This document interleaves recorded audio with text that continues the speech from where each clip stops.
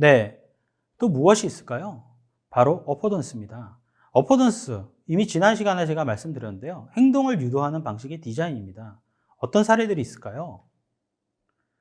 네, 영국의 자전거 용품 회사 사이클 후프가 제작한 자전거 보관대입니다.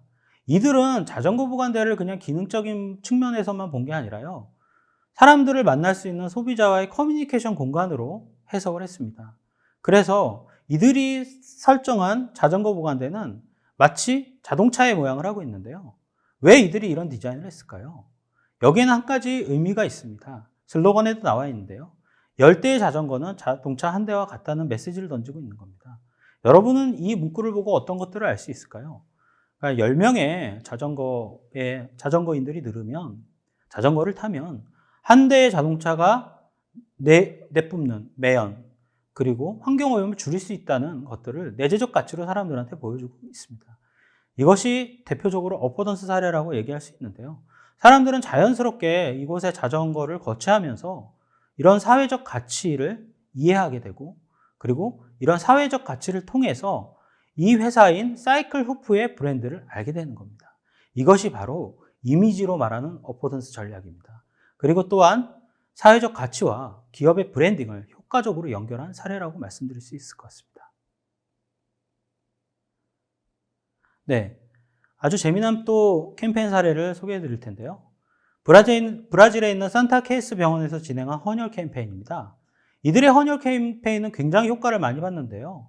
특히나 재헌혈을 하러 오는 시민들이 상당수 다른 병원에 비해서 많았다고 합니다. 그 비결은 무엇일까요? 이들이 붙여준 그 반창고의 비밀이 있는데요.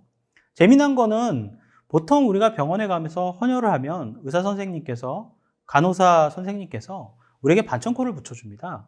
근데 이들에게는 이 반창고에 QR코드가 삽입되어 있었는데요.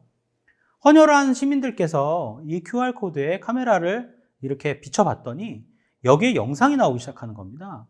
이 영상에는 수많은 헌혈이 필요한 환자들이 나와서 헌혈을 통해 자신의 생명이 다시 어떻게 살아나고 어떻게 건강을 되찾았는지를 설명하고 있는 겁니다. 즉, 이 경험을 통해서 사람들은 엄청난 감동을 받은 겁니다. 아, 내가 그냥 이렇게 헌혈을 하는 게 정말 이런 가시적인 효과가 있구나. 누군가의 생명을 살려내고 있구나. 이것을 현장에서 경험을 하고 있는 겁니다. 이것이 굉장히 중요한 인사이트인데요. 우리가 보통 헌혈을 할 때, 보통은 캠페인을 할 때 이렇게 말로써 사람들이 헌혈을 하면 많은 사람들이 살아날 수 있습니다. 이렇게 전달을 하죠.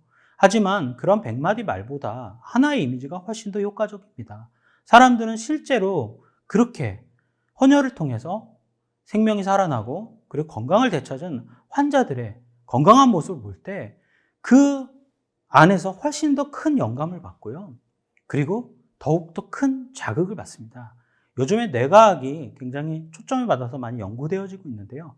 이런 뇌과학에서도 이러한 긍정적인 자극이 얼마나 사람들의 행동을 변화시킬 수 있는지 이 부분도 늘 증명되고 있습니다.